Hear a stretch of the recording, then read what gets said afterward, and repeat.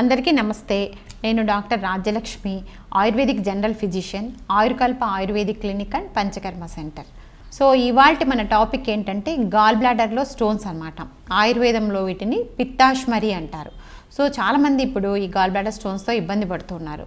So దీనికి రెండు రకాలుగా మనము ట్రీట్ చేయొచ్చు అనమాట గాల్ బ్లాడర్ స్టోన్స్ని. ఒకటి మెడికల్ మేనేజ్మెంట్, అంటే కొన్ని మందులు ఇచ్చి చూడడం ద్వారా, అంటే సమస్య చాలా తక్కువగా ఉన్నప్పుడు, అంటే గాల్ బ్లాడర్ స్టోన్స్ సైజ్ చాలా తక్కువ ఉన్నప్పుడు వేరే అదర్ వాళ్ళకి కాంప్లికేషన్స్ లైక్ ఇండైజెషన్గా ఉండడము, లేకపోతే కడుపు నొప్పి ఉండడము, ఇవన్నీ ఉన్నప్పుడు మనము వాళ్ళని ఔషధంతో మనం క్యూర్ చేయలేమన్నమాట. సో అలాంటి వాళ్ళకి సర్జరీ అవసరం అవుతుంది. చిన్న పెయిన్ ఉండి అలా ఉన్నప్పుడు మనం ఆయుర్వేదంతో కూడా ఈ గాల్ బ్లాడర్ స్టోన్స్ని సమస్యను మనం పరిష్కరించవచ్చు.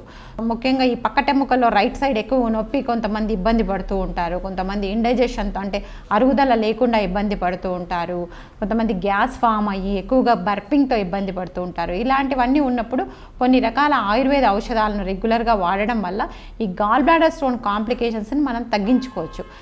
అంతేకాకుండా ఈ చిన్న చిన్న ఔషధాలు మనము ఆహార రూప ఔషధాలుగా, అంటే ఆహారాన్నే మనం ఔషధాలుగా కూడా ఆయుర్వేదంలో చెప్పాను. ఇందులో ముఖ్యంగా మనకి బూడిద గుమ్మడికాయ, అంటే యాష్ గార్డ్ అంటాం మనము.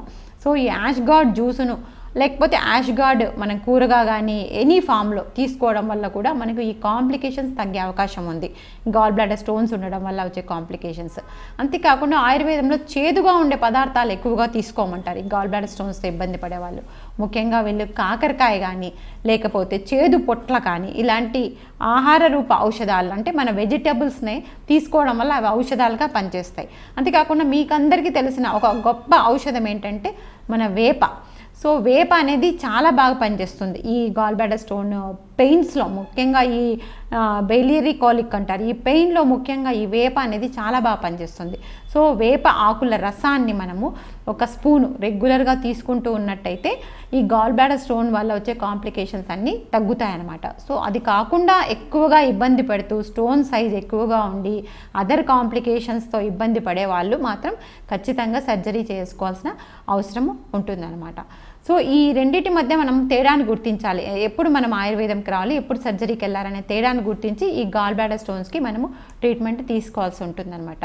సో ముఖ్యంగా ఈ గాల్ బ్లాడర్ ఒబేసిటీ, అంటే మనకి ఎక్కువగా అతి స్థౌల్యం అనమాట, మేధో రోగము, వీటిలలో అంటే మనం చూస్తూ ఉంటాము. డయాబెటీస్తో ఇబ్బంది పడే వాళ్ళు కూడా ఎక్కువగా గాల్ బ్లాడర్ స్టోన్స్తో ఇబ్బంది పడుతుంటారు. ఎవరికైతే కొలెస్ట్రాల్, లిపిడ్ ప్రొఫైల్లో కొలెస్ట్రాల్ ఎక్కువగా ఉంటుందో వాళ్ళు కూడా గాల్ బ్లాడర్ స్టోన్స్తో ఇబ్బంది పడడం చూస్తున్నాం అనమాట. ఫ్యాటీ లివర్తో ఇబ్బంది పడే వాళ్ళకందరికీ అనుబంధంగా ఈ గాల్ బ్లాడర్ స్టోన్స్ అనేటివి చూస్తున్నాం. చిన్న చిన్న ఆహార రూప ఔషధాలను మనం చేర్చుకుంటూ, సో కొన్ని ఫిజికల్గా కూడా యాక్టివ్గా ఉంటూ కొన్ని రకాల ఎక్సర్సైజెస్ రెగ్యులర్గా వాకింగ్ లాంటివి చేయడం వల్ల కూడా మనం ఫిట్గా ఉంటే కూడా ఈ గాల్ బ్లాడర్ స్టోన్స్ వల్ల వచ్చే కాంప్లికేషన్స్ని మనము తట్టుకోవచ్చు అనమాట.